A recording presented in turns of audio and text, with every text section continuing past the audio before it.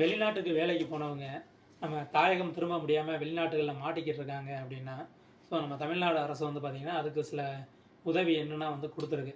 So அது மூலியமாக தமிழ்நாடு அரசு மூலியமாக வந்து நம்ம ஈஸியாக வந்து நம்ம சொந்த நாட்டுக்கு வந்து திரும்பிக்கலாம்.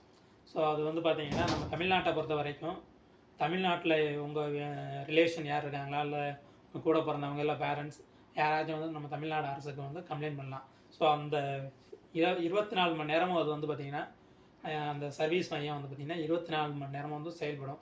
அந்த சர்வீஸ் நம்பர் வந்து பார்த்திங்கன்னா தமிழ்நாட்டுக்குள்ளே இருந்து நீங்கள் கால் பண்ணுறீங்க அப்படின்னா 8069 00 9901. ஸோ இந்த நம்பருக்கு நீங்கள் கால் பண்ணி உங்கள் ரிலேட்டிவ் யாரும் எந்த நாட்டில் மாட்டிக்கிட்டு இருக்காங்க, ஸோ என்ன பிரச்சனையில் இருக்காங்க அப்படிங்கிறத வந்து நீங்கள் தமிழக அரசுக்கு வந்து தெரியப்படுத்தலாம். ஸோ உங்கள் கம்ப்ளைண்ட்டை வந்து அவங்க ரிஜிஸ்டர் பண்ணிவிட்டு இந்தியன் எம்எஸ்சி, அந்த நாட்டில் இந்தியன் எம்எஸ்சி எங்கே இருக்கோ அதுக்கு தகவல் கொடுத்து இது மாதிரி இந்த இடத்துல வந்து மாட்டிக்கிட்டு இருக்காரு அப்படின்னு சொல்லிட்டு அதுக்கப்புறம் வந்து உங்களை ரெக்கவரி பண்ணுவாங்க.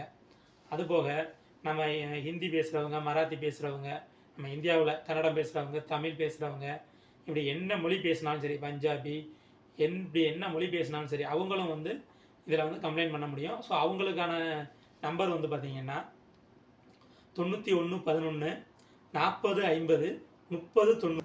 இதே போன்று இந்த வளைகுடா நாடுகளை சிக்கி தவிக்கிற இந்தியர்களை வந்து மீட்கிறதுக்காக வந்து பார்த்திங்கன்னா நம்ம இந்தியன் எம்எஸ்சி மூலியமாக மீட்கிறதுக்காக அவற்றினுடைய மொபைல் நம்பரு அதுவும் வந்து ஸ்க்ரீனில் கொடுத்துருக்கேன்.